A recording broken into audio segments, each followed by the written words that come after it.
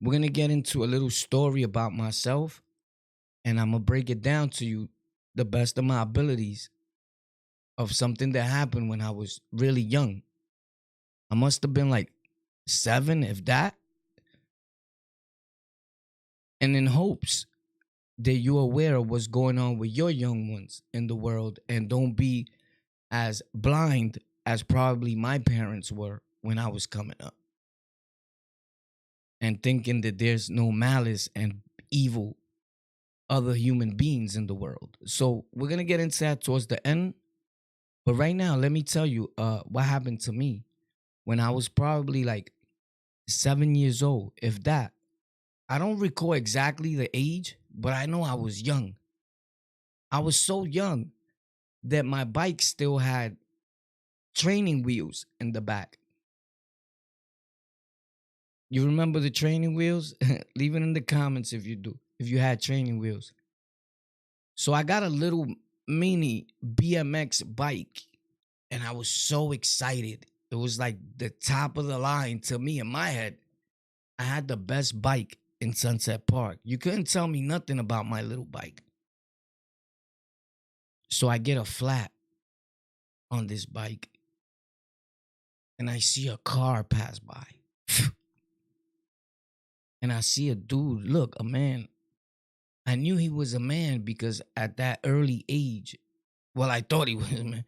At that early age, I identified like you being a grown up based on the size of your mustache. So he had the craziest mustache in America. And he doesn't come out the car, but he spins on 4th Avenue. Pop, and he stops. And I could see towards that avenue. And at an early age, I was always like kind of sort of looking out for cars for some reason, right?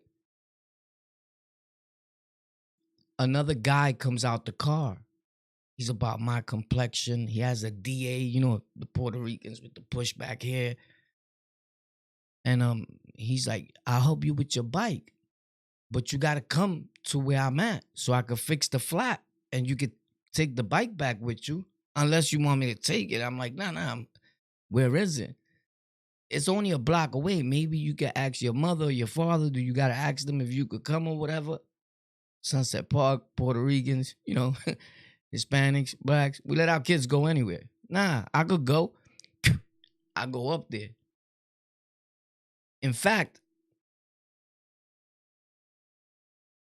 well, anyway, I get there. They fixing the flat. I leave with my flat fixed. I'm kind of happy out the outcome. Like, wow, good dudes, right? Like, not too many people are helping you fix your flat or even care on your bike to stop. Like, they stopped for me. So this type of attention is awesome to a human being that's probably not getting none, not even at home. The only attention that I was getting was like, why did you do that? You got to take off all your clothes and I'm going to whip you with this belt. You with no pants on. At an early age, I'm going to whip you because your moms don't want to hit you because you're getting a little too big for her. She said it hurts her hands. So I'm going to go in this bathroom. I'm going to cry because I really don't want to hit you. But brought up the way I was, I feel I have to, that it is the only way that you're going to learn. Because it's what my parents did to me. And I'm speaking as my pops. Bang, comes out immediately. You're already crying. You're already jumping. You're like, no, puppy, please. No, puppy, no, right? The hysterical, the drama. The why are you doing this?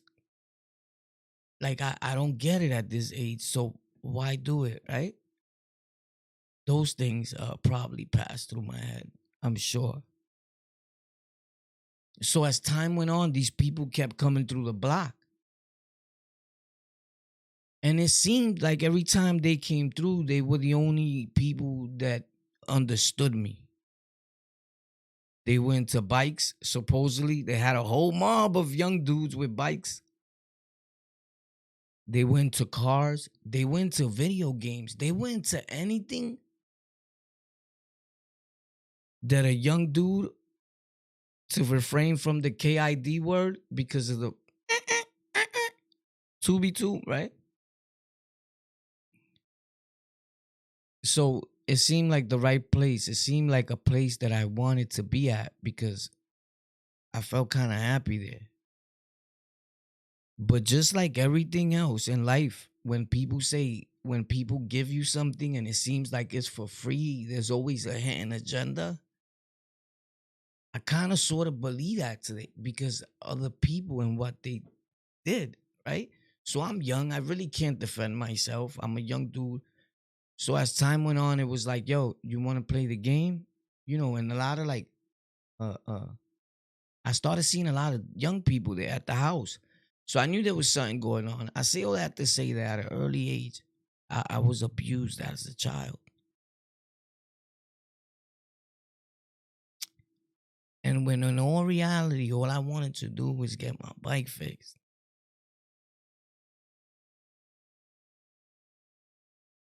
And I can't blame my parents or I can't blame my pops.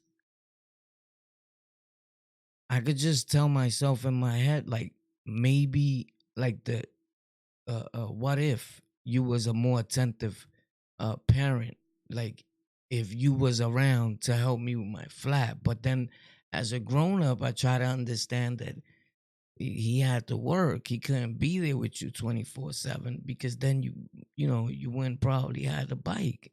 Like it's like a gift and a curse in both things as a parent to be employed and be at work all the time and have children and not being able to keep an eye on them 24/7, so the child is out to his own devices and he's exploring. As a big world out there, and sometimes there's other people that come in between and cause havoc with his peace, right? And this is a sad thing that goes on. And if you're that individual, hopefully one day you change, right? And you stop doing the things you're doing. Because one thing about New York and all these places in the world is that there's always somebody that doesn't want to be with people of their own age and caliber. For some apparent reason, and beyond sickness, they want to be with someone that's younger than them. And this is a sad thing. Awareness is something that we all need to have. So at an early age, I was abused in ways unimaginable. And more like you was conned. More like um like you ever seen someone and you ever seen the phrase, or you can look it up. It's like Sagittary, right? I'm thinking it's probably something like that. It's like, correct me if I'm wrong. It's like someone ate your mind up to do something that you would normally never do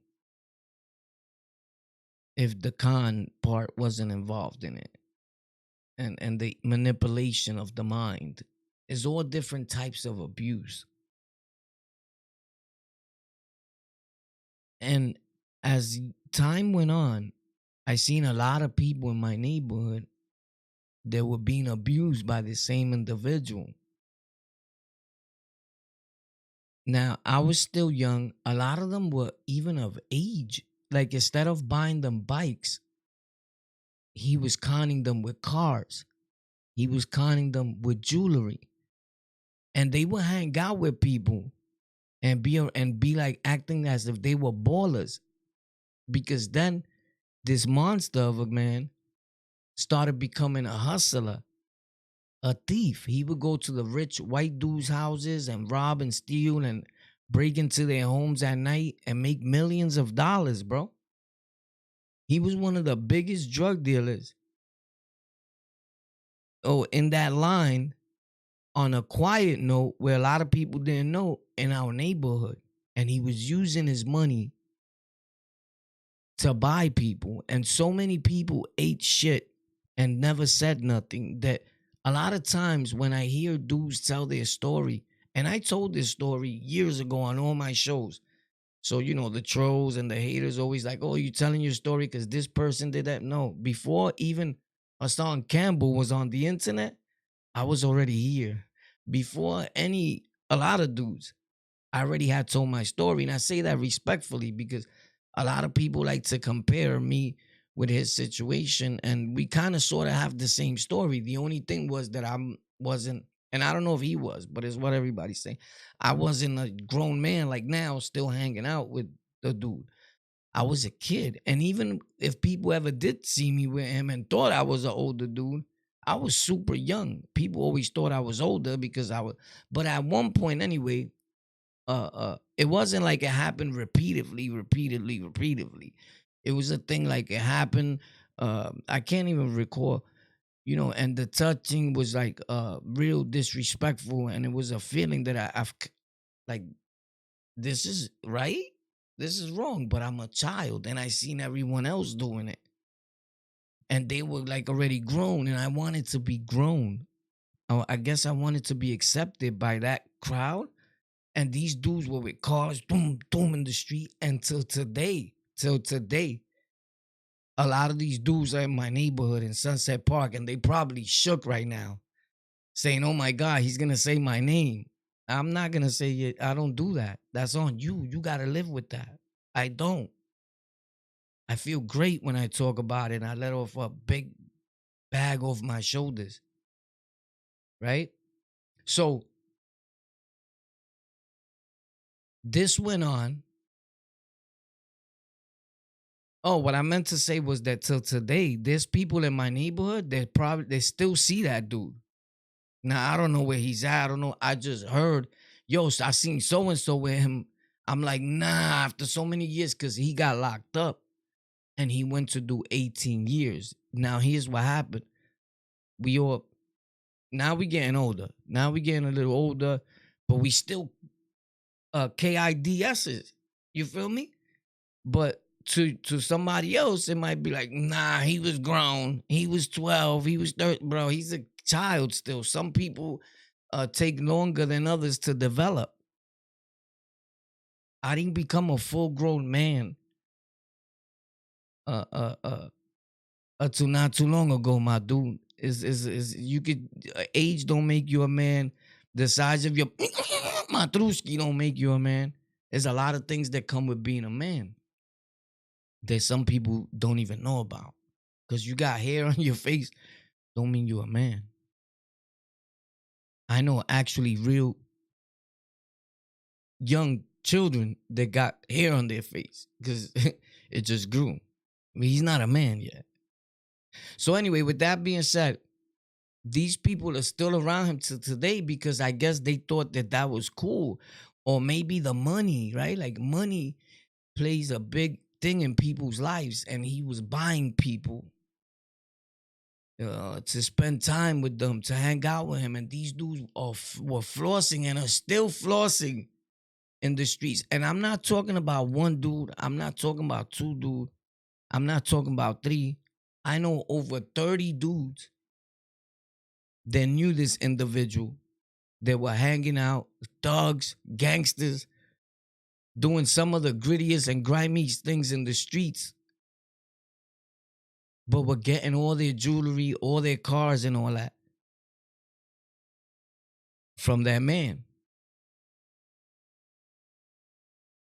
But will go to the street and have a girl, front with the girl with the jewelry, with the cars, and I'm like, wow, you got that from the devil. Because I already knew what it was, because I went there when I was a child. I knew what happened when, see, the thing is with some of these grimy and no good devilish people is that they like you when you super young. You understand? Because we got of age and seen them, hung out with some of the people. Because and at one point I was trying to save other dudes. Like, yo, let me talk to you. Right? And they started like not even effing with me, but I didn't want you to F with me. Because you stopped even trying to talk to me or be around me. Once you seen that I'm not the young dude that you thought I was, years passed, I'm older. I'm looking at you now like I'm trying to do something to you. And I'm like, yo, let me talk to you. Like, what you doing with him? I became that. And I will only go around there to deter other youngest from being there. Like, yo, why you here? So it went on to a point where one time he didn't let this young kid play a game. Wow, I said the word. But anyway, he didn't let this young KIDS play the game. Like a Atari, Nintendo, whatever was out at the time. And the kid went and told his uncle, Richie, that lived in the same, I think at that time in the same building. Richie was a good dude from around my neighborhood. In fact, Richie had a girlfriend that lived on my block. She was beautiful. I always liked her. I always had a crush on her when I was a kid. Look out my window for her. And I kind of sort of felt like, damn, Rich knows the way he would look at me, but I was young. But she had the longest, most beautiful hair in the world. Respectfully to Rich, he might still be married to her, whatever. But God bless them, bro. She lived on my block, and I always was like, wow, you ever been like amazed by a certain woman or a certain lady, and you can only look at her from your window because you're young, right? And she'll look up and be like, because she probably looks at you like a good boy, but I'm looking at her like, I love you, right? Because you think you know what love is at an early age. And plus all these bad demonized things were happening.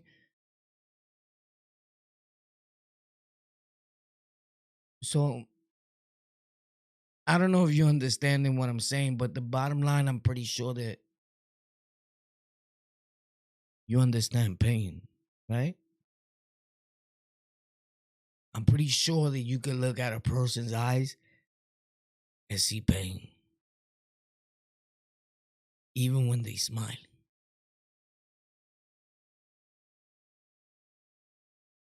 So I try to look for the good parts in those times of my life and say, in between all that pain, there had to be some sort of happiness. And I turned to hip hop, music. I would lock myself in my room, and that would be like my therapy for some reason. Although looking back at it now today, a lot of the music was negative for what anyone else would think. But it expressed something. It expressed anger. It expressed hurt, pain, betrayal, deceivement. It expressed revenge. And it was everything that I was feeling as a young kid. I knew all the words to every song as if I was the one that made the song. So I looked for that and turned to music for a long time as my scapegoat. And then I started playing out the roles in the music. I got older. And I started getting wiser. I started playing the streets because I was still looking for something to grab onto because my family and people around me were too busy doing whatever they was doing in life, right? And I come from pretty good parents, I would say. It's just I didn't have the type of father to go looking for you in the street. If you got that, you better cherish that. Because all my life I wished, even when I was running around indulging, selling drugs, even I was a pimp at one time. I thought I was a pimp. Hanging out with gangs, with everything. And I used to see people's father come and get him, and dudes are making fun of him. Like, yo, who's that? It's my father. And I wish that my father would come and get me. I'm like, wow, you got a good dad. He loves you.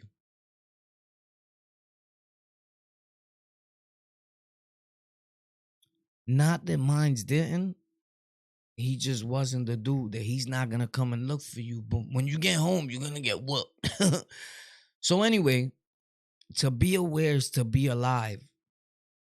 And you need to be aware of your children at all times. That happened to me in my life. It was a super sad moment in my life. Now thinking back at it, uh, I'm gonna tell you and perfectly honest, the times that it was bad, but it kind of like felt like uh F it, right? Like it already happened. I was a kid, I didn't know no better, right? I would see the individual and feel like you owe me. You owe me money. You owe me something. And I would be like, yo, I need $200 to buy something for my little girlfriend at that time. And then the person, he'll give it to me. But there was nothing going on already because I was already abused as a child. And remember, he wanted to keep it where you was young.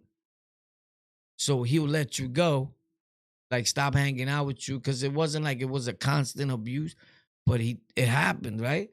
And he'll let you go, but he'll always look out because you can start talking. You're getting older now.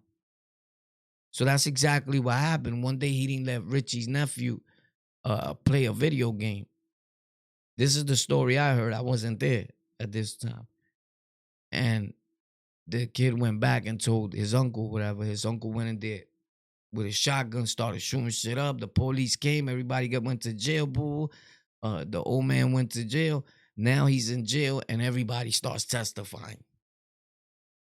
Because everybody waits till you're gone, and because probably they were so scared of him. Like there's an individual that was actually, he was into boys, but he was actually hurting people. And he looked like the biggest bird in the world. Puerto Rican dude, of course, right? It's always your own people. It's never nobody else that you have to worry about. We always cry about the white man, about a Jewish man, whatever, and it's our own people that's really hurting our own people. When it comes to physical damage, the other way is probably a different type of war that you're in, right? Sometimes we brain screwing ourselves, and that's not really happening. But in real time, this man was actually other people, right? And it's sad. So he goes to jail. People start testifying. There was people he was doing this to since they were 6 years old, and now the guy's 30 something, married, all that. But now you testifying against him, and I'm like, bro, you was with him this whole time. Like we were kids, right? We were young, like 6, 7, 8, 9, 10, 12, 13, you still a kid. At 14, you still a kid to me. Even at 16, you still a kid to me. Because I know some 16 years old that don't know right from wrong, right? And I'm not making excuses for anybody. I'm just saying that's my thinking. Now, you're 30 something. You had kids. You got a girl. You married. And you were still living with this dude. And I understand because he took one of our friends. He was going to school with holes in his sneakers, with ripped clothes, with stains on them, to every third grade, fourth, and he grabbed them from an early age and raised them, but was damaging him in any way possible. And it was so weird because it looked like they loved each other. And you watch this and you're like, is he his father? And in the beginning, we thought he was his father, but he wasn't. So this guy wound up testifying also. And he got 18 years. Time flies. Fast forward. Everybody goes to court. Some of these guys were actually hurt that he went to jail, crying. Thugs in the street. That's why I'm telling you, don't be fooled by none of these people. Most of the time when a dude thinks he's all wild like that, because I was like that and I still could be like that, he's damaged goods. He's been damaged so bad. And that's why I used to fight and look for problems where every man, every guy, what up? What you looking at? And it's kind of sort of your defense mechanism type situation. Like, what up? Like, I started hating other men. And it was easy for me to blast you, have a fight with you, hit you with a phone on the island, whatever. That was easy. All I got to do is hurt another man the way a man hurt me. Oh, let's get it. But I never thought not one time of doing the same acts, like in any sexual way that or any abuse, like that type of abuse that was done or tried to be done to anybody I knew. So when people say that when that happens to people, they do it to other people, that's a lie. Everybody's not like that. Because if anybody could tell you, people that really know me, I had young ones, super young, not even tell their parents, but I'll get out of them that their uncle was touching them. And then I try to become like the hero. I'm putting their uncle in the hospital. I'm putting hits on dudes. When I find out, I'm playing like a rat hunter, but like in real time, respectfully, no disrespect to nobody. Not like dudes that they claim something. And I seen rat hunters with me in a jail, and there's a rat living right next to him in the next bunk, and he don't do nothing. I'm like, you need to change your name, buddy. Right? That individual, because I know some real ones too, right? And everything. There's real, fake, and real people, right? So I became sort of like the dude that looks out for all the kids. And I still do that till today. And the sad part is, the saddest part in the world is this, what I'm about to tell you. That in some cases, a young one told me that they were being abused by a family member. I find out. I tell the family. This happened a few times. And the family still receives the person that's doing it as if nothing happened. Didn't even ask him a question about it because nobody wants nobody to know. It becomes a secret. So how is it going to stop? You okaying the problem. Me, I want to put him in the infirmary as fast as possible because it makes me feel better about my pain. I take it out on him. I see the same individual that hurt me in any way in him, and you gotta go. Well, facts. So it's crazy to the point where the father of certain young ones will still be hanging out with the dude I just told you that your same kid told me that he's touched them. And at this point, you can't blame nobody. And if it happens again and it happens again and it happens again, you could blame yourself. And I'm not too sure if your young one is gonna be raised up to really like you like that. When they realize you was letting this happen and a total stranger, which is me, they told, and I try to do something about it, right? It's so sad. I remember my kid being growing up and me telling him, let me ask you something. Your grandfather ever touch you in any type of way? He don't touch you there? Because he was taking him everywhere. And I said, man, something is wrong. This dude's reminding me of this man from Sunset Park, B. And I was always aware of that. And then the mother got mad. Like, how could you ask him if my father? Because he's my son. And I can ask him whatever I feel like it in this world. Because the same reason of no one asking me is why till today that same man is out there doing what he was doing for the last 50 years of his fucking miserable life. Because no one asked me. Because no one told me if anybody ever touches you there, you tell me.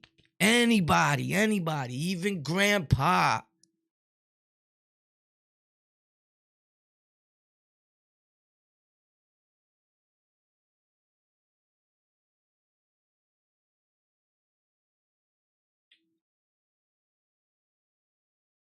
I don't know how we got here. But hopefully you got something out of this. And I understand you if you didn't. But keep in mind, there's somewhere, maybe even in your own household, there's a child or someone that needs your help. They need you to ask him questions, not interrogate, in an ease way. Because 90% of the time, the devil lives within and around.